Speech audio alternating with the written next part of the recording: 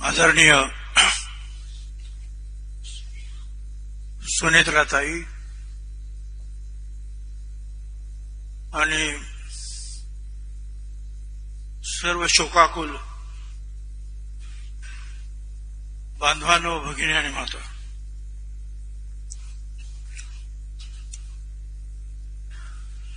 दादांना श्रद्धांजली अर्पण करण्यासाठी आपण इथे आलो.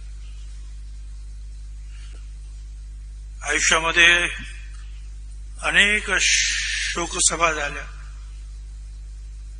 श्रद्धांजली अर्पण झाली, पण ही अशी श्रद्धांजली अर्पण करण्याची वेळ येईल असं कधी वाटलंच नाही. आता सुद्धा हा एवढा मोठा जनसमुदाय पाहिल्यानंतर, एवढी सगळी माणसं पाहिल्यानंतर, लोक पाहिल्यानंतर असं वाटतं की दादा झटपट पटपट पटपट पटपट चालत येतील, सगळ्यांना नमस्कार करतील, आपल्याशी संपर्क साधतील.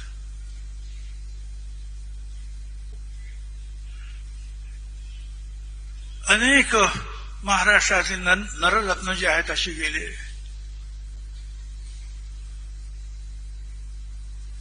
ज्या पद्धतीने दादा गेले, ज्या वयात दादा गेले, हा धक्का मात्र फार मोठा होता. अजूनही त्यातून सावरणं फार कठीण आहे. दादा, तुम्हाला माहिती नाही तुमचं वैभव किती मोठं आहे. आज महाराष्ट्रातला नव्हे, देशातला प्रत्येक जण, कित्येकाचे फोन, कित्येक जण रडतात.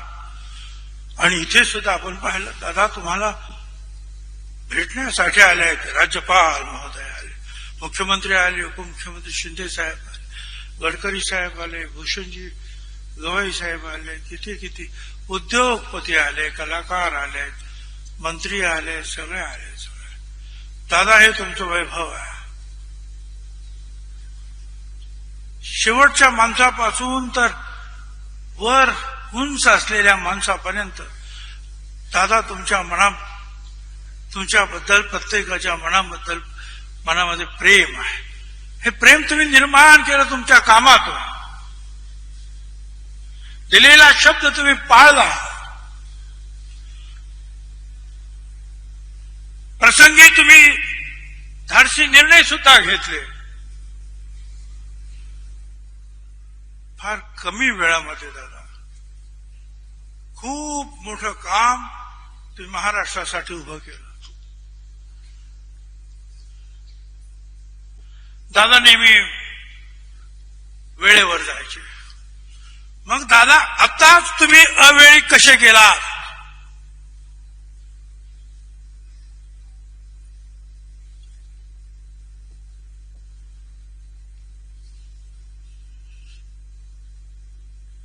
दादा होते त्यावेळेला दादाचं मोठेपण कदाचित दिसत नव्हतं.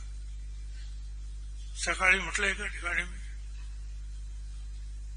एक आधार वटवृक्ष असतो, त्याच्या सावलीमध्ये कित्येक लोक उभे असतात, गोर गरीब, पाऊस पडला तर श्रीमंत सुद्धा.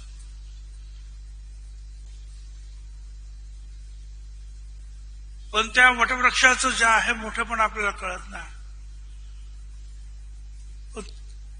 तो वटवृक्ष जेव्हा उन्मळून पडतो आणि मग आपण पाहतो, अरे किती मोठ्या फांद्या, किती याची खोलवर रुजलेली ही मुळं, किती पारंब्या, किती मोठा वृक्ष होता. दादा, नेमकं तुमच्या बाबतीत असंच झालं.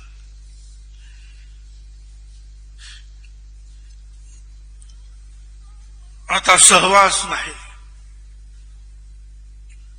आता सहवास नसला तरी दादा तुमची स्मृती सुगंध देत राहील. आणि दादा, प्रत्येक वळणावर तुमची आठवण येत राहील.